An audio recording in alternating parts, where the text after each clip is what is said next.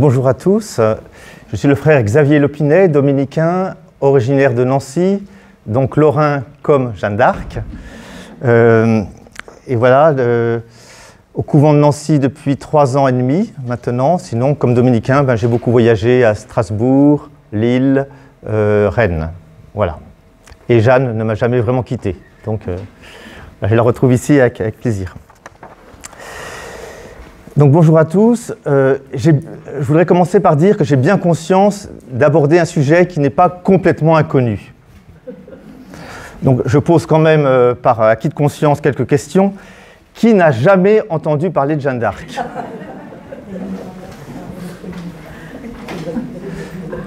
Voilà, donc première réponse.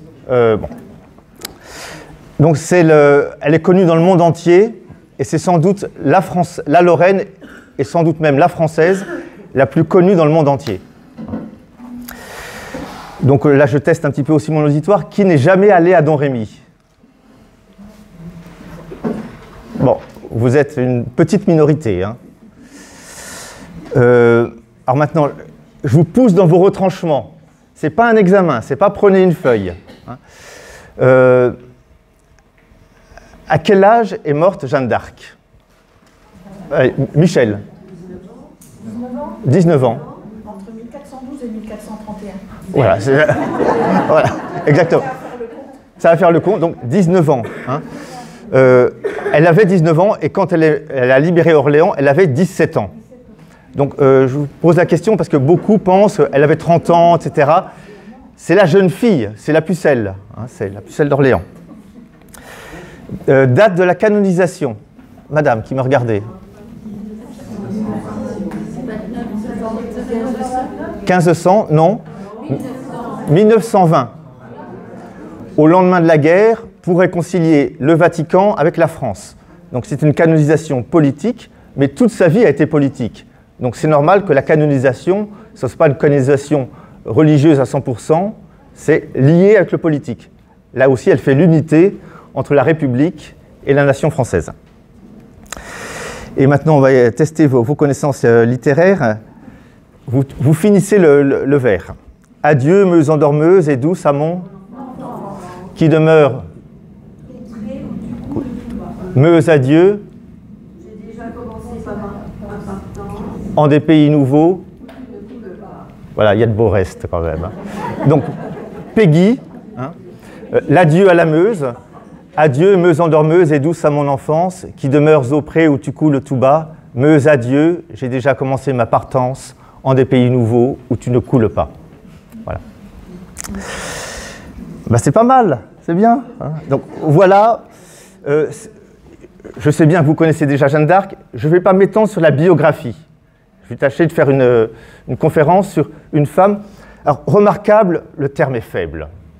Hein, pour Jeanne d'Arc, on est dans le hors catégorie. Dans les autres aussi. Hein. Remarquable, c'est un peu plat. Du coup, un titre un peu provoque, c'est « La femme à nulle autre pareille ». La fille de Lorraine à nulle autre pareille. Il n'y en a pas deux comme elle dans le monde. Hein. Et dès qu'il y a un petit bout de femme qui se lève dans un pays pour le libérer, on l'appelle la Jeanne d'Arc du Japon, la Jeanne d'Arc de Russie. Voilà. Elle a créé un genre, hein, qui est celle qu'on n'attendait pas, qui vient sauver un peuple.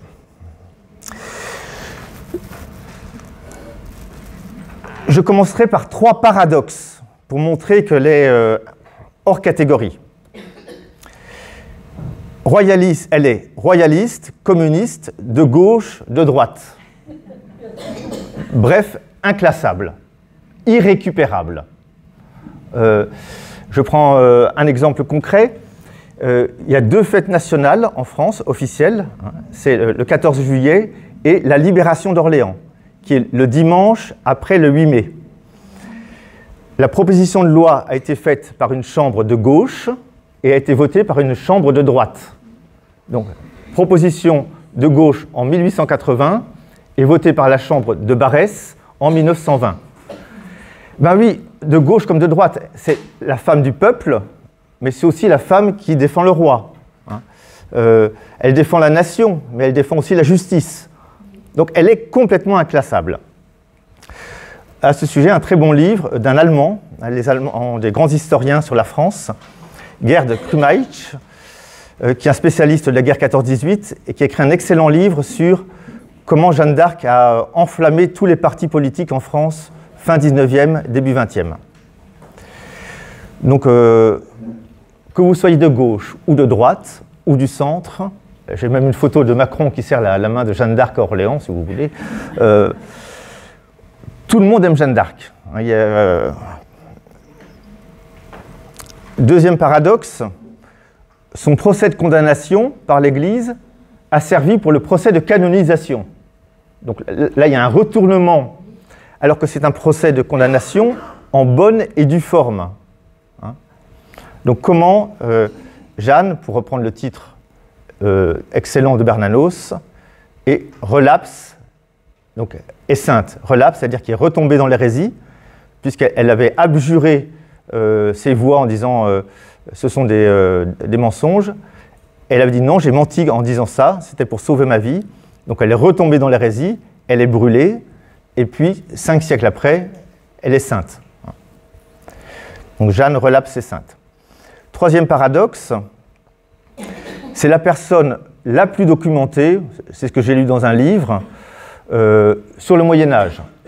C'est-à-dire, toute l'Europe a parlé de Jeanne d'Arc. Quand on a vu ce petit bout de femme sur son cheval libérer la France, qui était dans une situation inextricable, toute l'Europe en a parlé. Donc on a plein de documents, à l'époque, qui racontent l'histoire de Jeanne d'Arc. Et pourtant, c'est la plus énigmatique. Pour vous montrer un peu, comment dire, l'universalité de Jeanne d'Arc, une petite histoire. Donc, j'ai vécu à Lille, et je savais qu'aux archives départementales de Lille, il y avait une des 7 lettres de Jeanne d'Arc. Donc, je suis allé une après-midi, puis j'ai fait mon petit document, je voudrais voir le documentant, et j'arrive devant le conservateur en disant « je voudrais consulter ce document ». Ah bah dis donc, vous? Oui, quand même. Alors il se tourne vers un jeune assistant, il dit ben, allez, tiens, on va sortir la lettre de Jeanne d'Arc, ça lui fera prendre l'air. Mais toi, ça ne t'intéresse pas, hein, toi qui es mécréant. Et puis le jeune ne moufte pas. Donc on m'apporte la lettre de Jeanne d'Arc, qui est dans un gros carton comme ça, alors que c'est simplement un papier, mais dans du papier bien protégé. Alors que moi j'étais tout suant comme ça, une lettre de Jeanne d'Arc. Enfin, malheureusement, c'est comme ça. Il y en a 7, il n'y en a que 3 qui sont signés. Donc ça, c'est un scribe, mais elle a appris à écrire pendant sa chevauchée. Donc là, c'est une des 3 signatures authentiques de Jeanne d'Arc. Mais à Lille, elle n'est pas signée. Alors c'est une lettre très intéressante, elle est écrite le jour du sacre du roi à Reims, et elle est envoyée au duc de Bourgogne à Lille pour qu'il se réconcilie avec son cousin. Donc c'est à la veille du sacre, elle dit « Les cousins, réconciliez-vous ». Donc c'est l'évangile, c'est avant de présenter votre offrande à l'autel. Voilà. Donc bref, j'ai la lettre tout suant, et le conservateur à mes côtés, qui vérifie que je ne la mette pas dans ma poche, je pense, et puis qui redit à son assistant « Mais toi, ça ne t'intéresse pas, n'est-ce pas, hein, toi qui es mécréant ?» Ce qui était un peu violent. Et là, le jeune prend la mouche, il sort son portefeuille, il dit « Détrompez-vous, j'aime beaucoup Jeanne d'Arc », et il sort un billet d'entrée à la maison natale de Jeanne d'Arc à Domrémy. Et là, le conservateur était... Donc cet étudiant, qui était sans doute un peu comme les étudiants déjà à cette époque, un peu loin de l'église, gardait dans son portefeuille le billet d'entrée à la maison natale de Jeanne d'Arc à Domrémy. Donc ça fait... Domrémy est un des grands lieux initiatiques de l'histoire de France. Personne n'arrive à Domrémy en disant qui est Jeanne d'Arc. Et ça fait partie des quelques villages à qui on a ajouté le nom de la plus célèbre citoyenne, comme Ferney-Voltaire. Voilà. Donc voilà Jeanne qui touche tout le monde. Alors, exemple, Michelet, donc un des premiers grands historiens romantiques, en 1841, j'entrai un jour chez un homme qui a beaucoup vécu, beaucoup fait et beaucoup souffert. Il tenait à la main un livre il semblait plonger dans un rêve. Je vis, non sans surprise, que ses yeux étaient pleins de larmes. Enfin, revenant à lui-même, « Elle est morte, dit-il. » « Qui » la pauvre Jeanne d'Arc. Telle est la force de cette histoire, telle est sa tyrannie sur le cœur, sa puissance pour arracher les larmes. Bien dite ou mal contée, que le lecteur soit jeune ou vieux, qu'il soit tant qu'il voudra affermi par l'expérience, endurci par la vie, elle le fera pleurer. Homme, n'en rougissez pas et ne vous cachez pas d'être homme. Ici, la cause est belle. Nul deuil récent, nul événement personnel n'a droit d'émouvoir davantage un bon et digne cœur. Voilà, c'est une histoire incroyable. Donc voilà. Biographie très rapide, hein, parce que c'est une histoire complexe, hein, dont on a tous les éléments. Donc elle vient de Domrémy dans les Marches de Lorraine. Elle fait un petit crochet par Nancy, hein, où elle va voir le duc de Lorraine. Elle passe du côté de la rue des Dames et au palais ducal. Voilà. Le duc de Lorraine lui donne un cheval. Elle est à Vaucouleurs. Ensuite, elle va de Vaucouleurs en 11 jours jusqu'à Chinon. Elle rencontre le roi, j'en reparlerai. À Chinon, pour être sûr que ce n'est pas une illuminée, on l'envoie à Poitiers être consulté par des dominicains. Donc il y a le procès de Poitiers avec 3 dominicains, où un des frères lui dit « Vos langues parlent-elles en français ?» Et elle répond « Oui, un français meilleur que le vôtre. » Et le frère dit « C'est vrai que j'ai un fort accent limousin. » Voilà. Bon. Donc Poitiers, elle remonte ensuite, c'est en rouge, la campagne d'Orléans, Orléans, Beaugency, Notre-Dame de Cléry, hein, Blois, Beaugency, Orléans, victoire le 8 mai 1429, puis la victoire de Patay, hein, qui est le Azincourt anglais. Donc là, c'est le retournement militaire de la situation. Voilà. Donc là, c'est pour la période de victoire. Puis, on est au mois de mai 1429. Elle dit « Il faudra faire vite, je durerai 1 an, guère plus ».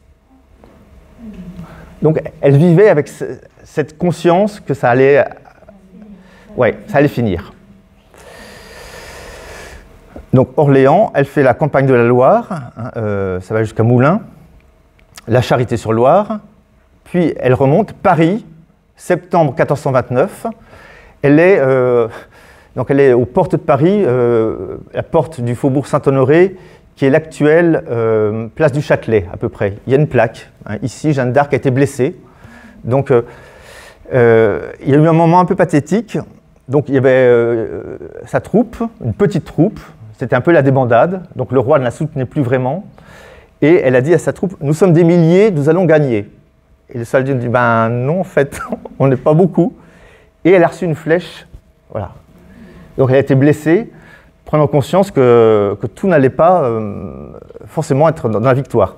Or, elle va dire dans son procès, 1 an plus tard, « Paris sera libéré avant 7 ans. » Ce qui a été le cas.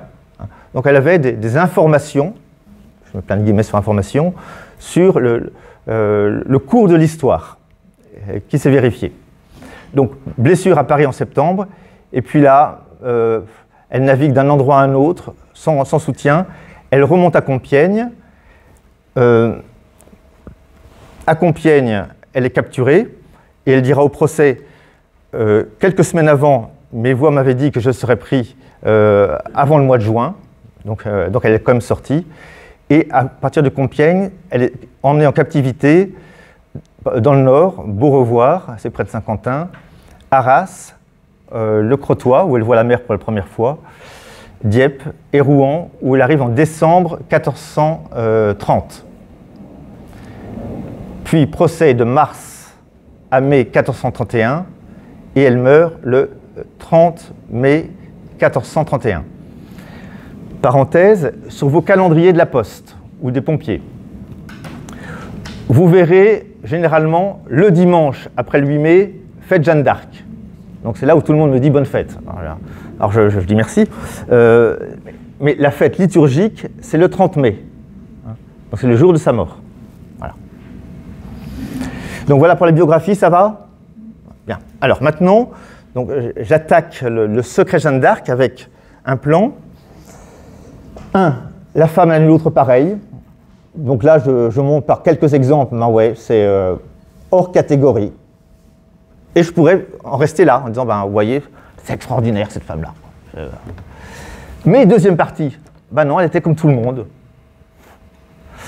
Et troisième partie, cerner autant que possible le mystère Jeanne d'Arc. C'est-à-dire comment peut y avoir de l'ordinaire et de l'extraordinaire en elle et en nous. Parce que le but, c'est pas de vous dire vous n'êtes pas Jeanne d'Arc et moi non plus. Et tant pis pour vous et tant pis pour moi. Le but, c'est de dire quelle est la sainteté de Jeanne d'Arc et comment nous sommes nous-mêmes des êtres très ordinaires et très extraordinaires. Voilà. Et c'est ça la sainteté. Alors, femme à nul autre pareil. Le secrétaire du roi de France, on est en mai-juin 1429, Orléans vient d'être libéré, écrit au duc de Savoie cette lettre en latin, un spectacle digne de toute admiration, un pulcherrimum très beau, et puis en plus avec d'opposition, hein. Une femme avec des hommes, ou contre des hommes, hein. Une indocte devant des doctes, seule devant beaucoup, une toute petite, sur des grandes choses, elle dispute. Hein. Donc c'est une forme de synthèse poétique qui est de dire comment cette petite Lorraine de 17 ans en impose à des hommes sur des sujets, et là, Infima des Soumis, c'est à propos du procès de Poitiers, comment elle a déjà impressionné les dominicains sur Poitiers, sur la théologie. Et il conclut « Ô Vierge sans pareille, toute gloire, toute louange vous sont dues ». Donc l'expression fille de Lorraine à l'une autre pareille n'est pas une invention de Péguy, c'est une reprise d'une formule qu'on voit dans tous les contemporains de Jeanne d'Arc, c'est « sans pareille ». Donc dès le début, il y avait une admiration pour Jeanne. Ô Vierge sans pareille, toute gloire, toute louange vous sont dues, vous méritez des honneurs divins, vous êtes la splendeur du royaume, l'éclat du lys, la lumière, la gloire non pas seulement de la France, mais de la chrétienté entière. Voilà. Fascination encore palpable 25 ans après. 25 ans après, c'est-à-dire, il y a le procès de condamnation, 1431, 1456, procès en nullité, c'est-à-dire où le roi Charles VII veut réhabiliter Jeanne d'Arc pour dire que ce n'est pas une sorcière qui l'a emmenée au sacre, mais que c'est une bonne chrétienne. Donc un procès avec des enquêtes à Domrémy, à Orléans, à Rouen. Donc on interroge les soldats, les gens du village. Donc là, on a un témoignage exceptionnel. Et donc là, le témoignage de Vaucouleurs. Vaucouleurs, hein, c'est donc qui s'enorgueillit d'être la ville qui a armé Jeanne d'Arc pour le départ. Il s'est passé beaucoup de choses à Vaucouleurs, c'est une ville très intéressante. Elle arrive à Vaucouleurs, elle convainc le peuple. Robert de Baudricourt, qui est donc le seigneur de Vaucouleurs, commence par la racheter, et puis, comme la situation politique est désastreuse, il finit par accueillir quand même cette femme-là. Donc, témoignage d'Albert d'Ourche. Voici ce que je sais. J'ai vu Jeanne à Vaucouleurs quand elle voulait qu'on la conduise au roi. J'ai entendu la pucelle dire à plusieurs reprises qu'elle voulait aller vers le roi et qu'elle voudrait bien qu'on l'y conduise, pour le plus grand profit du dauphin. Cette pucelle me paraissait être de bonnes mœurs. J'aurais bien aimé avoir une fille aussi bien.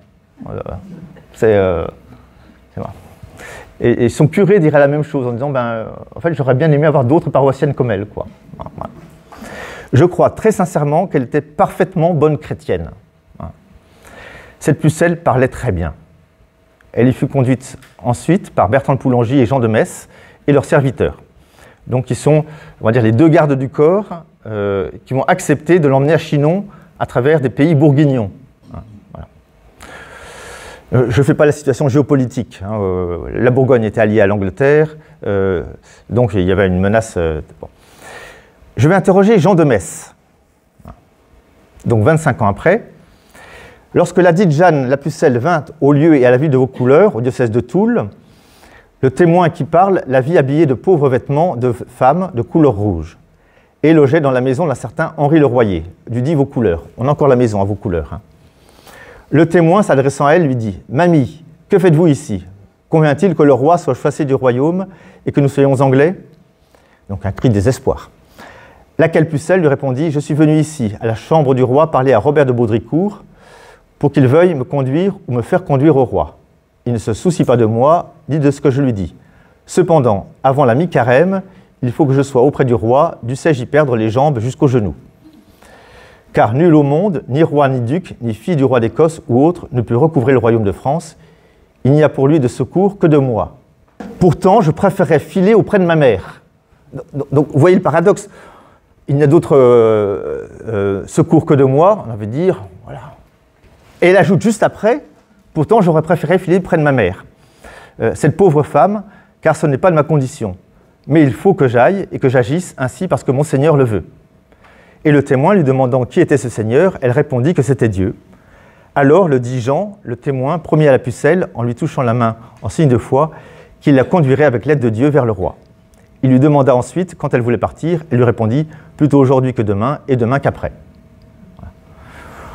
Donc, un pouvoir de conviction, quoi.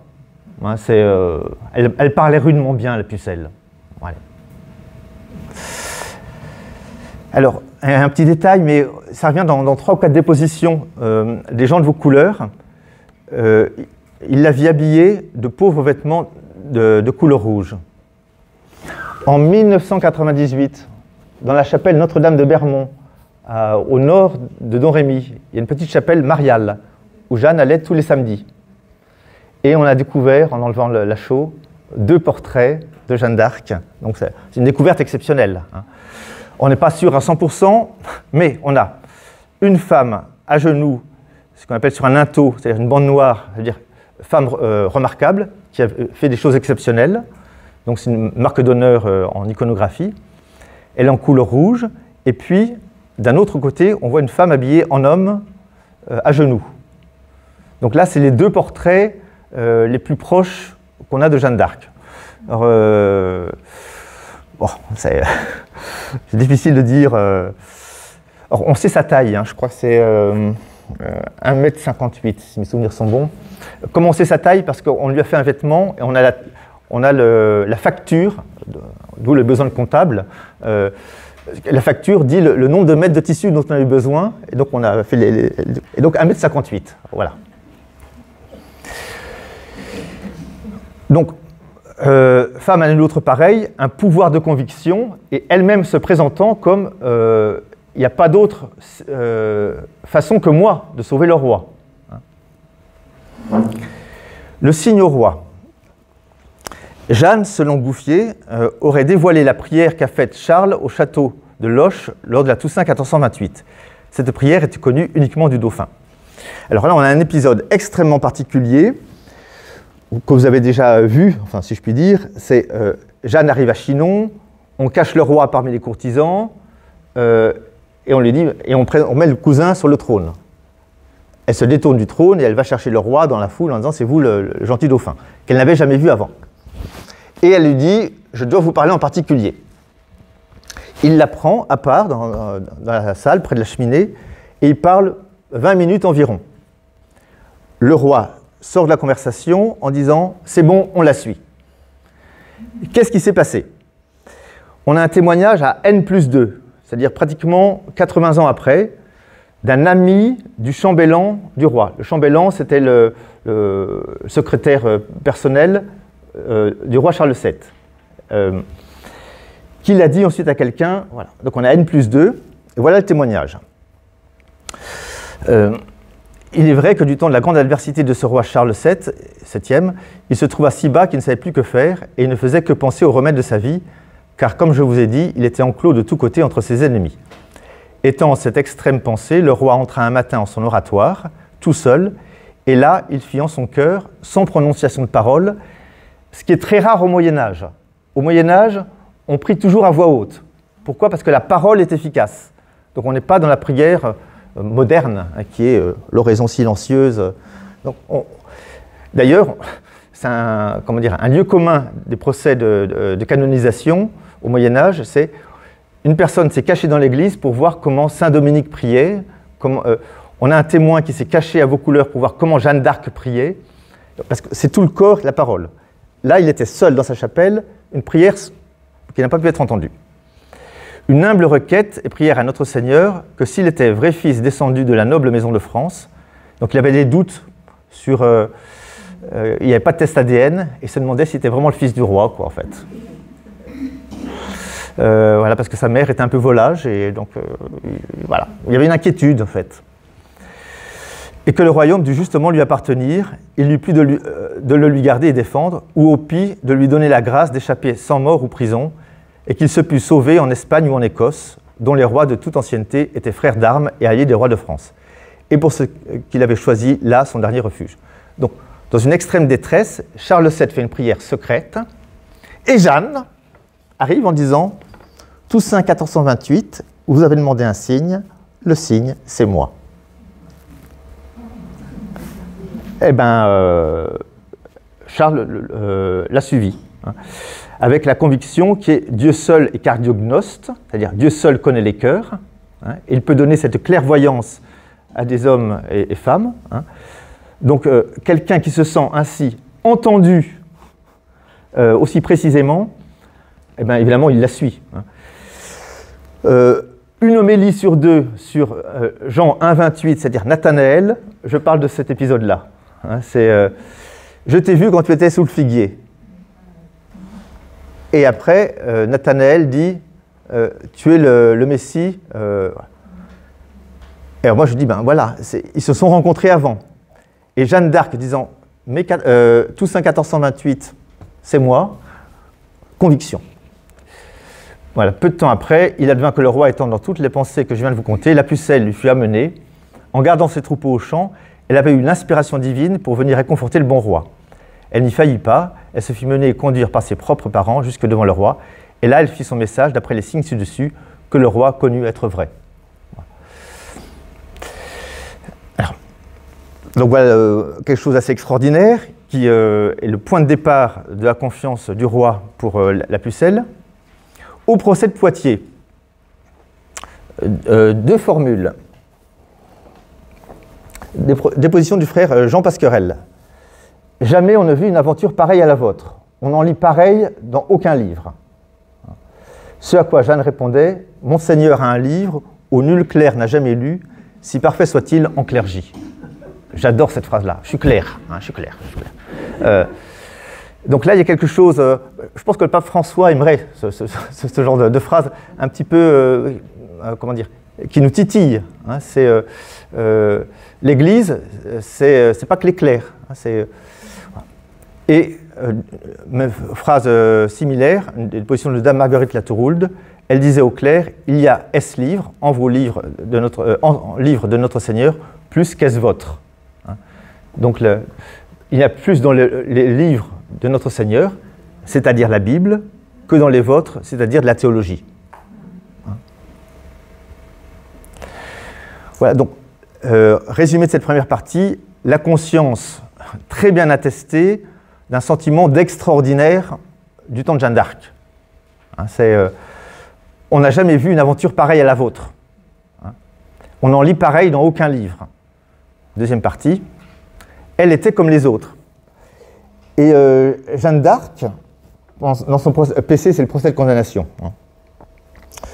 Je suis bonne chrétienne, bien baptisée et mourrai en bonne chrétienne. On a interrogé sa foi, sa créance. C'est de ma mère que j'ai appris Pater Noster, Ave Maria, Credo. Je n'ai appris ma créance d'ailleurs que de ma mère. Donc, elle a une foi simple, avec sans doute quand même une maman à la hauteur. La maman s'appelle Isabelle Romé. Pourquoi ? Parce qu'elle a sans doute fait le pèlerinage à Rome.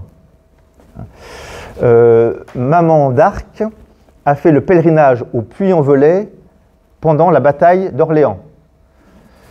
Donc elle a marché jusqu'au Puy-en-Velay, parce qu'en plus, l'année 1429, c'est une année jubilaire, à savoir que le 25 mars tombait le Vendredi Saint, ou le Vendredi Saint, pardon, tombait plutôt le 25 mars. Donc 25 mars, incarnation, Vendredi Saint, Passion. Donc là, il y a une forme d'alignement des astres. Donc c'est une année jubilaire mariale au Puy-en-Velay, et Maman d'Arc descend au Puy-en-Velay. Papa d'Arc, c'est sans doute un très bon père. Alors lui-même a vu quelques signes, puisqu'il avait rêvé que sa fille partait habillé en soldat avec des militaires. Ce qui était le comble de l'échéance. Hein, et il a dit, si elle part avec des soldats, je la noierai de mes propres mains. Bon. Et donc Jeanne avait entendu ça, ce qui fait qu'elle est partie sans rien dire. Ouais. Donc elle a dit, je vais aider une cousine qui est en train d'accoucher. Donc elle est partie à Buret sous les côtes, puis à Vaucouleurs. Et Jeanne a eu cette formule, eussé-je eu sans père et sans mère, que je serais partie. Ceci dit, Papa d'Arc sera présent au sacre de Charles VII à Reims le 17 juillet. Donc là, il y a quelque chose de... Il y a un très beau tableau dans la basilique Notre-Dame du Bois-Chenu. Il y a le sacre à Reims, donc Jeanne avec son étendard. Il avait été bien à la peine, c'était normal qu'il soit bien à l'honneur. Et là, on voit un monsieur moustachu à côté qui la regarde, c'est ma fille, quoi. Voilà. Mais elle-même, dans sa foi, dit, j'ai une foi comme tout le monde. Je n'ai pas parlé de ses voix, j'aurais dû. Attention, ces voix, ce n'est pas auditif, c'est aussi visuel. Donc, il y a Saint Michel, qui lui apparaît à l'âge de 12 ans, qui l'a conseillé en disant qu'il fallait qu'elle se prépare, puis Sainte Catherine, puis Sainte Marguerite. Donc, il y a les trois saints. Quand elle dit ses voix, c'est ces trois conseils.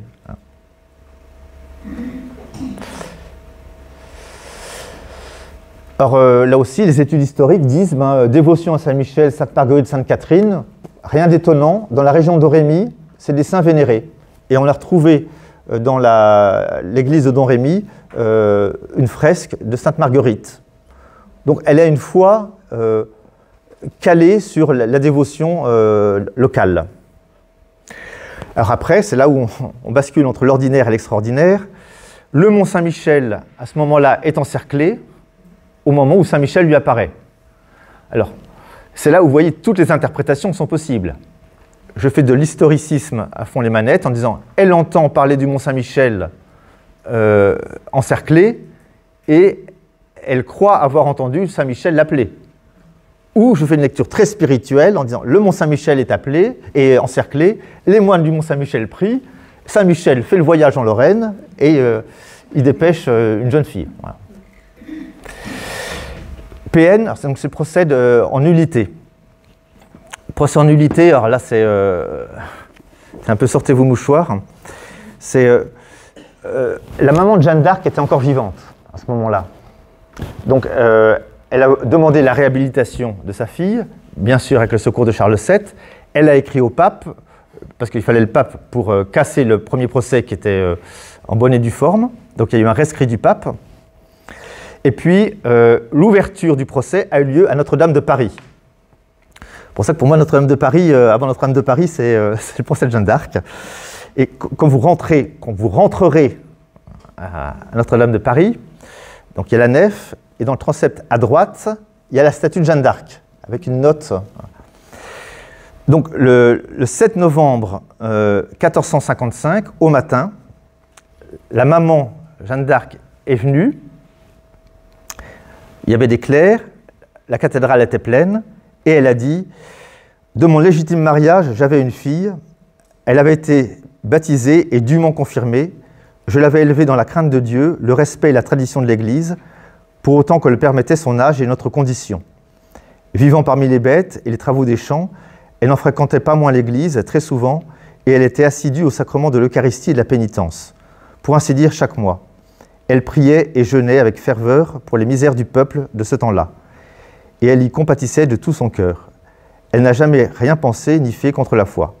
Et pourtant, ma Jeanne, les ennemis du royaume l'ont traînée en justice, ils l'ont condamnée au feu, et la souillure s'en est répandue sur nous tous, jusqu'à ce qu'il eût plu à la divine clémence de rendre après les nuages le ciel bleu, après les guerres la paix, après les ténèbres la lumière, de restituer la cité de Rouen, puis toute la Normandie à leur maître légitime, et d'achever enfin ce qui du temps de Jeanne avait été entrepris à Orléans comme à Reims.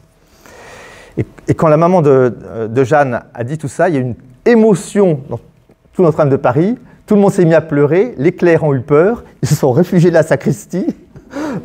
Il y a eu une forme d'émotion collective sur voilà, la réhabilitation de Jeanne d'Arc. Donc elle était comme les autres en fait. 3 témoins privilégiés, sa mère, son curé, il dit ben ouais, en fait c'était une bonne paroissienne, quoi.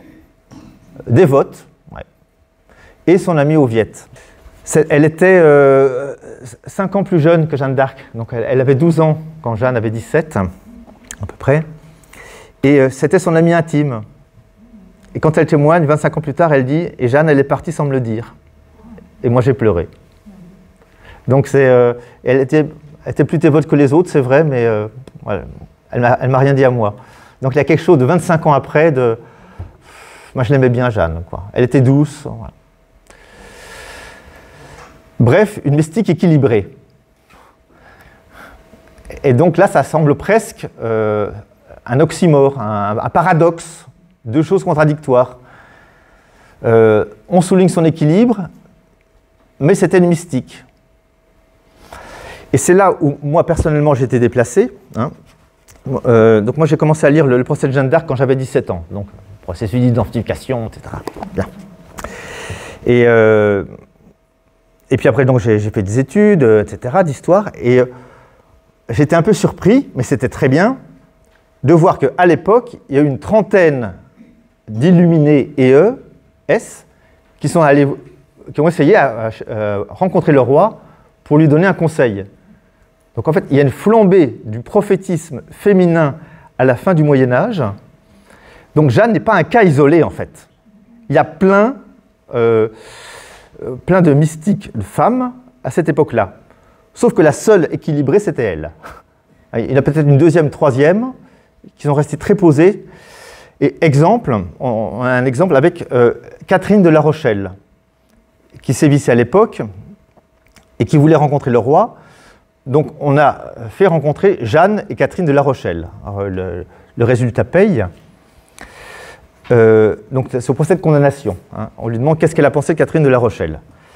Cette Catherine me dit que venait à elle cette dame blanche vêtue de drap d'or qui lui disait qu'elle alla par les bonnes villes et que le roi lui bailla des héros et des trompettes pour faire crier que quiconque aurait or, argent ou trésor l'apporta aussitôt. Et que ceux qui ne le feraient et qui en auraient excusez-moi, je ne vois pas trop ce que ça veut dire, elle les connaîtrait bien et saurait trouver les 10 trésors. Et ce serait pour payer mes gendarmes. À quoi je répondis qu'elle retourna à son mari, faire son ménage et nourrir ses enfants. Voilà, hein, c'est Thérèse d'Avila qui dit « Femme qui astique ne perd sa raison ». C'est une femme qui le dit, une carmélite. Pour avoir fréquenté quelques monastères féminins, je peux vous dire que c'est suivi à la lettre. Hein, donc, retourne à ton ménage, ça te fera du bien. Hein, voilà. Et pour en savoir la certitude, donc là c'est l'avis humain, et ce qui est très impressionnant de Jeanne d'Arc, c'est qu'elle distingue très bien sur ce qu'elle pense elle, de ce que les voix lui disent. Donc il n'y a jamais de confusion. C'est pour ça que, évidemment, toutes les pathologies cliniques, psychiatriques, on les a testées sur Jeanne d'Arc, hein, schizophrénie, etc. Sauf que les paroles en fait, montrent un parfait équilibre, hein, une distinction. Mais des hallucinations auditives, oui, dans le monde psychiatrique, il y en a beaucoup. Hein. Donc, elle distingue très bien. Et pour en savoir la certitude, j'en parlais à Sainte Marguerite ou Sainte Catherine, qui me dirent que du fait de cette Catherine n'était que folie et que c'était tout néant. J'écrivis à mon roi que je lui dirais ce qu'il en devait faire. Et quand je vins à lui, je lui dis que c'était folie et tout néant du fait de Catherine. Toutefois, frère Richard, un franciscain, voulait qu'on la mît en œuvre et on était très mal content de moi, le frère Richard, il a dit de Catherine. Alors, le frère Richard, c'est un franciscain illuminé. Il y a aussi des dominicains illuminés. Bon. Donc lui, il était à Troyes. Et quand Jeanne a remonté pour aller vers Reims, elle passe par Troyes. Et donc elle demande que la ville se soumette au roi. Et la ville, qui n'était pas en situation de résister, dit d'accord et envoie le prédicateur, le frère Richard, devant pour jeter de l'eau bénite à Jeanne d'Arc. Donc il s'approchait, on a eu un peu peur, et elle lui a dit « Approchez, n'ayez pas peur, je ne vais pas m'envoler. Hein, » donc un sort de rapport au clair extrêmement simple. Je continue. La dite Catherine ne me conseillait point d'y aller, disant qu'il faisait 3 fois qu'elle n'irait pas. Elle voulait aller vers le duc de Bourgogne pour faire paix, et je lui dis qu'il me semblait qu'on n'y trouverait point de paix si ce n'était par le bout de la lance. Je demandais à Catherine si cette dame blanche qui lui apparaissait venait toutes les nuits, et pour ce, je coucherais avec elle. Et j'y couchais, et veillais jusqu'à minuit et ne vis rien. Et puis je m'endormis. Quand vint le matin, je demandais si elle était venue. Elle me répondit qu'elle était venue, et que je dormais et qu'elle n'avait pas pu me réveiller. Alors je lui demandais si elle ne viendrait point le lendemain. Et elle me répondit que oui. C'est très subtil de la part de Jeanne. Elle demande d'abord. Pour laquelle chose, je dormis 2 jours, afin de pouvoir veiller la nuit. Et je couchais la nuit suivante avec Catherine, et veillais toute la nuit. Et je ne vis rien, bien que souvent je lui demandasse si elle ne viendrait point. Et Catherine me répondait « oui, oui, bientôt ». Voilà, donc, fausse mystique. Donc, un équilibre parfaitement attesté, une prudence militaire parfaitement attestée. Tous les militaires de l'époque attestent du côté stratège de Jeanne d'Arc. Il faut passer à tel endroit, et ça marche. Voilà. Alors, troisièmement, c'est là où peut-être c'est le plus où les Athéniens s'atteignirent, cerner autant que possible le mystère de Jeanne d'Arc. Donc, j'interroge 4 théologiens de l'époque. Donc, Jean Gerson, chancelier de l'Université de Paris, réfugié à Lyon pendant la guerre de 100 ans, qui rédige un opuscule sur la pucelle d'Orléans de 14 mai 1429.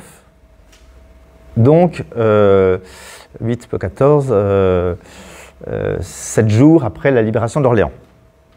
Et il meurt le 12 juillet 1429. Donc, il n'a pas vu le sacre de... Et il dit, donc c'est le théologien le plus connu de son temps. Il est pro-français, donc sans doute que ça oriente sa théologie. Et il dit qu'une femme libère un royaume, ça peut être l'effet de la providence divine.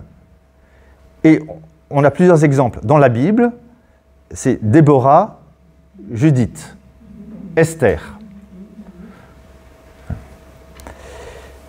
Et donc là, il écrit vraiment 8 jours après la victoire d'Orléans, et dit qu'on relise le cantique de Myriam, la sœur de Moïse, il a jeté à l'eau cheval et cavalier, qu'on relise le cantique de Myriam et qu'on le chante à nouveau avec les dévotions qui conviennent à l'événement présent. Donc, ce qui est intéressant, c'est que la Bible permet de comprendre ce qui s'est passé.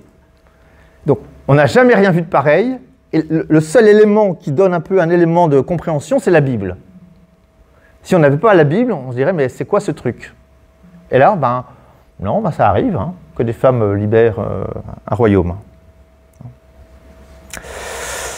Jean Gélu, qui est un théologien au service du roi de France, qui lui demande conseil, et il lui écrit, c'est avant le procès de Poitiers, « Surtout, ne la rencontrez pas personnellement ».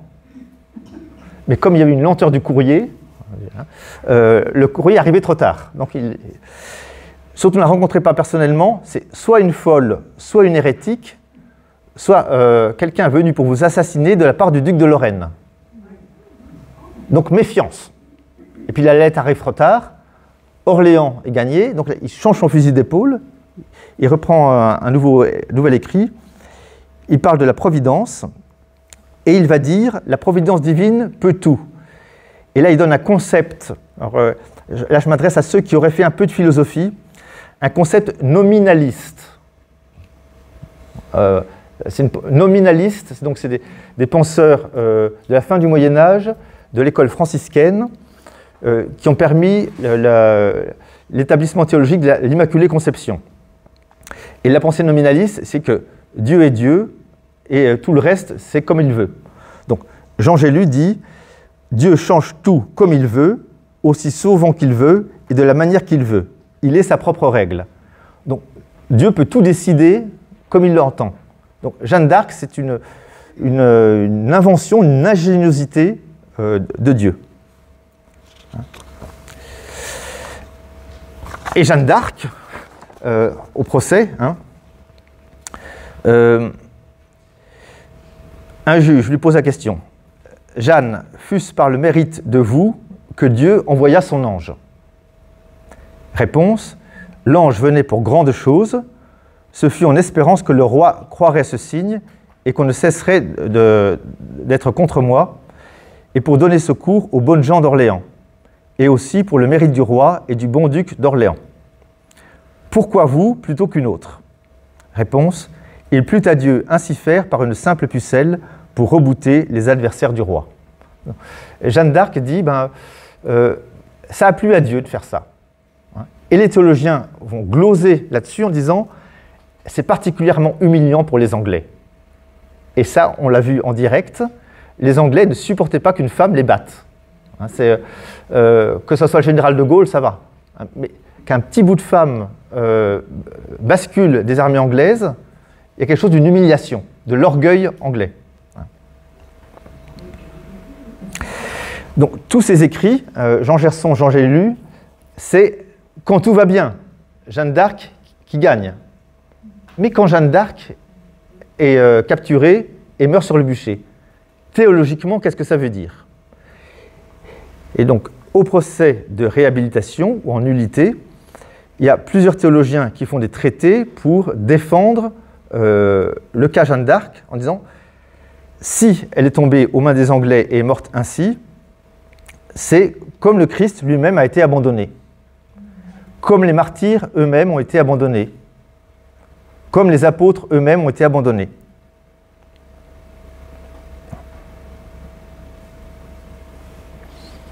Donc voilà la réponse des théologiens. Alors c'est dans un langage scolastique, donc une méthode dont on n'a plus trop l'habitude, mais ça donne des arguments intéressants, si bien qu'à l'époque, il y a une iconographie qui circule, c'est Dame Judith et Jeanne la Pucelle. Donc Judith, que vous allez retrouver le mois suivant, avec la tête d'Holoferne, et Jeanne d'Arc à côté. Donc le rapprochement biblique s'est fait.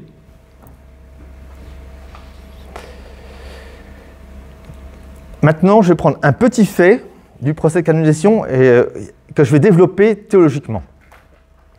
C'est un épisode que vous connaissez.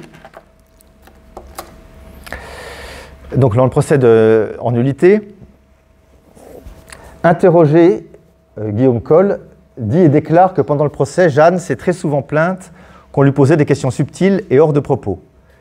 Il se rappelle bien qu'une fois, on lui demanda si elle était en état de grâce. Elle répondit que c'était une grande affaire de répondre à de telles questions, mais elle finit par répondre « Si j'y suis, que Dieu m'y garde, si je n'y suis, que Dieu veuille m'y mettre, car j'aimerais mieux mourir que de n'être pas en l'amour de Dieu. » De cette réponse, ceux qui l'interrogèrent furent stupéfaits, et ils la laissèrent alors, sans plus l'interroger pour cette fois. Donc, et effectivement, on peut vérifier que dans le procès de condamnation, les greffiers ont bien fait leur boulot. S'ils avaient été des mauvais hommes de justice, ils auraient enlevé cette phrase-là. Et ils l'ont laissée. Et effectivement, on voit que la question après n'a rien à voir. Bon, changeons de sujet. On a dans le procès de condamnation, donc on a des minutes en français.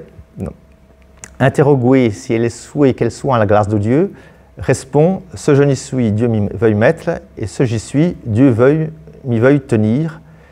Idem dit que si elle savait qu'elle ne fût en la grâce de Dieu, elle serait la plus dolente du monde. Donc, évidemment, les juges ont été impressionnés. Nous-mêmes, des siècles après, on est impressionnés par la répartie. Sauf que, 1950, découverte d'un historien, Carolus Barré, il découvre dans un livre de prière universelle de l'époque, qu'on appelle le Prône,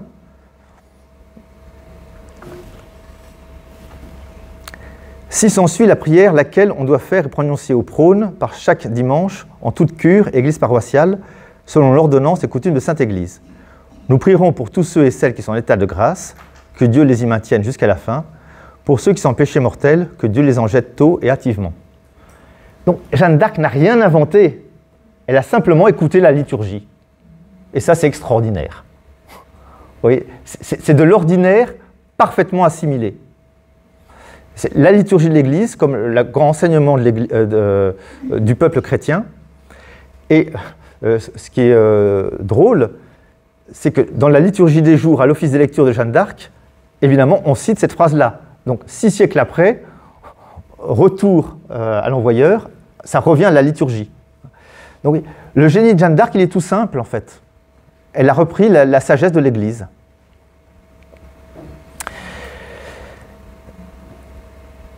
Pour cerner aussi le mystère Jeanne d'Arc, il est intéressant de voir les textes choisis par les liturges. Et je suis à chaque fois impressionné en disant, on dirait que la Bible a été écrite pour décrire ce qui s'est passé. Donc, première lecture, c'est le livre de la sagesse 8, 9, 15. Je vais lire en entier. J'ai résolu de prendre la sagesse pour... Donc, la sagesse, hein, c'est moins 125 avant Jésus-Christ. J'ai résolu de prendre la sagesse pour compagne de ma vie, sachant qu'elle serait ma conseillère aux jours heureux, mon réconfort dans les soucis et dans la peine. J'aurai grâce à elle la gloire auprès des foules, et malgré mon jeune âge, l'honneur auprès des anciens. Dans le jugement, on reconnaîtra ma finesse, devant les puissants, j'exciterai l'admiration, et les princes me regarderont avec étonnement. Si je me tais, ils m'attendront, si je parle, ils prêteront l'oreille. Si je prolonge mon discours, ils se mettront la main sur la bouche. J'obtiendrai aussi, grâce à elle, l'immortalité. Et je laisserai à la postérité un souvenir éternel. Je gouvernerai des peuples et des nations me seront soumises. Devant ma renommée, des rois terribles prendront peur. Je me montrerai capable dans l'assemblée du peuple et brave dans la guerre. Franchement, on aurait voulu l'inventer. C'est elle. C'est écrit moins 125. Hein. Donc, comment la cohérence de Dieu s'enracine dans la parole de Dieu. Vous voyez, hein. Donc, si vous voulez demander qui vous êtes, vous vous imaginez sur les autels et vous dites les liturges à Rome, qu'est-ce qu'ils vont prendre comme texte pour ma fête, hein, qu'est-ce qu'ils vont prendre comme première lecture, hein. Et vous pouvez peut-être même laisser dans votre table de nuit un petit dossier, c'est au cas où je suis canonisé, voici la bonne première lecture qui me conviendrait. Voilà. C'est tout à fait moi. Et l'Évangile, en ce temps-là, Jésus dit à ses disciples, « Si quelqu'un veut marcher à ma suite, qu'il se renonce, qu'il prenne sa croix et qu'il me suive. Qui veut se sauver se perdra, et qui se perd à cause de moi se trouvera. Que sert à l'homme de gagner l'univers s'il se nuit à lui-même? Que donnera-t-il en échange de lui-même? Car le Fils de l'homme doit venir dans la gloire de son Père avec ses anges, et alors il rendra à chacun selon ses œuvres. » Donc là, c'est la passion de Jeanne d'Arc. Je donne maintenant quelques images, donc comment les artistes, écrivains, cinéastes ont tenté de présenter le mystère de Jeanne d'Arc. Malraux. Donc, lors de l'ouverture de l'église Jeanne d'Arc à Rouen, vous voyez l'église, ceux qui sont allés à Rouen, une église moderne, en forme de bûcher, une flamme qui s'élève. Donc il a prononcé un discours à la Malraux, quoi. Ô Jeanne, sans sépulcre et sans portrait, toi qui savais que le tombeau des héros est le cœur des vivants, peu importe tes 20 000 statues, sans compter celles des églises, à tout ce pourquoi la France fut aimée, tu as donné ton visage inconnu. Une fois de plus, les fleurs des siècles vont descendre. Donc ça, c'est une légende qui est, quand on a jeté le cœur brûlant de Jeanne d'Arc dans la Seine, il y a des fleurs qui ont apparu sur le rivage après. Voilà. Une fois de plus, les fleurs des siècles vont descendre. Au nom de tous ceux qui sont ou qui seront ici, qu'elle te salue sur la mer, toi qui as donné au monde la seule figure de victoire qui soit aussi une figure de pitié. Donc là, c'est le côté Jeanne d'Arc, femme guerrière, mais aussi femme qui pleure sur les soldats anglais. Elle-même au procès dit « Je n'ai jamais tué personne ». Elle envoyait des lettres aux Anglais en disant « Faites la paix, sinon je vais gagner ». Et si vous voulez la guerre, ben, je suis prêt à la guerre. Et quand les soldats blessés, elle venait les secourir. Donc c'est... Voilà. Autre figure de Jeanne d'Arc, une des plus belles photos de Thérèse de Lisieux. Donc Thérèse de Lisieux, donc, la famille avait une grande dévotion pour Jeanne d'Arc. Elle a écrit 2 pièces de théâtre sur les 7 sur Jeanne d'Arc. Et en plus, elle s'appelait Thérèse Martin, et le moine dominicain qui lui a donné la communion le dernier jour, il s'appelait Martin. Donc voilà, il y a quelque chose de... Donc, très très belle photo, hein, avec des très beaux regards. Hein. Voilà. Il y a eu 40-50 films sur Jeanne d'Arc. Hein. La plupart sont pas mauvais. Certains sont excellents. Il y en a quelques-uns qui sont moyens. Hein. Il y en a un que j'aime pas du tout, c'est Ingrid Bergman. Bon, Ingrid Bergman qui est une grande actrice, mais Ingrid Bergman, Hollywood, avec un brushing impeccable, qui monte sur une échelle pour gravir un rempart, j'y crois pas. J'y crois pas. Bon. Ça, c'est un des films classés régulièrement dans le top 10 des films mondiaux. Hein. La Passion de Jeanne d'Arc de Karl Dreyer, 1927, avec René Falconetti. Chef-d'œuvre mondial du cinéma, dont les copies ont brûlé 2 fois, donc une forme de destin sur ce film. Et puis, un des plus récents, qui a été présenté à Cannes, Jeanne de Bruno Dumont, avec Lise Leplat-Prud'homme. Il y a aussi Luc Besson, qui a fait un film. Pour aller plus loin, proposition, puis après la place aux questions. Lire, alors, ce que je vous conseille, c'est de lire Le procès de Jeanne d'Arc, de plonger dedans, et là vous basculez dans un univers de la fin du Moyen-Âge. Michelet, dont j'ai parlé au début, a une théorie qui est que chaque époque, quand elle finit, fournit un exemplaire parfait de la période qui finit. Donc une sorte de concentré du Moyen-Âge. Donc là, on a une théologie et une piété du Moyen-Âge parfaitement cohérentes devant des juges qui, eux, sont d'une autre époque. Voilà. C'est très lisible, hein, mais c'est du merveilleux à toutes les pages. Hein. Bien sûr, l'ineffable Régine Pernoud. Hein. Régine Pernoud, qui a écrit des dizaines de livres sur Jeanne d'Arc. Comment elle est tombée dedans? Elle raconte ça, elle était dans une bibliothèque, et à côté, montée sur une échelle pour chercher un livre, elle tombe sur le procès en nullité. Et elle est restée 2 heures au-dessus de son échelle en train de lire le procès. Hein. Fascinée par le témoignage des gens de l'entourage de Jeanne d'Arc pour parler d'elle. Donc c'est toujours bon, Régine Pernoud. Récent, donc il y a moins de 10 ans, un excellent, la collection bouquins, Dictionnaire de Jeanne d'Arc de Philippe Contamine, Olivier Bouzy et Xavier Larry. 32 €, là c'est, vous savez, sur Jeanne d'Arc par article, donc c'est très intéressant. Hein, donc il y a des fois les noms de... Il y a même un article Régine Pernoud, c'est vous dire. Hein, Poitiers, Déborah, donc un article sur Déborah, très tôt, les hommes, savoir rapprocher de Déborah, le Dauphin, etc. Bourlémont, Bernanos, bien. Et Dictionnaire encyclopédique de Jeanne d'Arc, c'est un livre qui fait comme ça, c'est tout ce que la production littéraire artistique a fait sur Jeanne d'Arc. Lire, voyager, donc Domrémy, Vaucouleurs, Chinon, Orléans, Reims, Picardie, Rouen. Rouen vient d'ouvrir un centre joannique. La maison natale de Jeanne d'Arc à Domrémy a fait une muséographie qui est pas mal. Hein. Ça vaut le coup. Le top, c'est quand même d'aller à Orléans pour les fêtes Jeanne d'Arc. Alors là, vous basculez dans une dévotion populaire ininterrompue depuis 1429. Donc, dès 1435, à 1 ou 2 années près, il y a eu des fêtes joanniques pour célébrer la libération d'Orléans. Celui qui a financé les fêtes joanniques, c'est Gilles de Rais, qui n'est pas un enfant de cœur. Mais Gilles de Rais a été fasciné par Jeanne d'Arc. Donc Michel Tournier, donc écrivain français, a fait un Gilles et Jeanne, où l'ange et le diable, quoi. Hein, comment Gilles de Rais, donc, qui est infanticide, enfin, tout ce que la cruauté humaine peut faire, a côtoyé Jeanne d'Arc, et inversement, et comment il a été fasciné par Jeanne d'Arc. Et donc il a financé les premières fêtes Jeanne d'Arc à Orléans.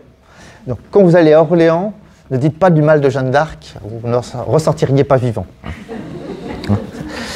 Les fêtes joanniques, c'est la moitié de la ville qui défile devant l'autre moitié qui la regarde. Hein, c'est la formule. Et on choisit à chaque fois une jeune fille de 17 ans.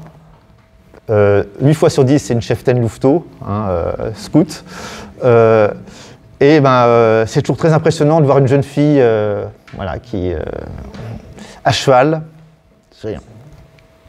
Et à Jeanne d'Arc, à Orléans, donc la ville a été bombardée, donc il n'y a plus le côté médiéval d'Orléans, mais il reste quand même la maison où elle a logé, et il y a le centre joannique, donc une bibliothèque de milliers de volumes sur Jeanne d'Arc. Voilà.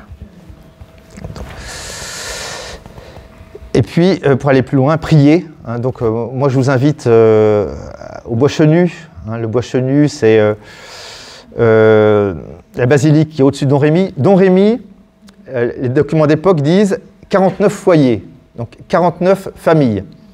Vous allez à Don Rémy aujourd'hui, il y a 49 familles. Donc Don Rémy est resté dans son jus. Hein, c'est le petit village.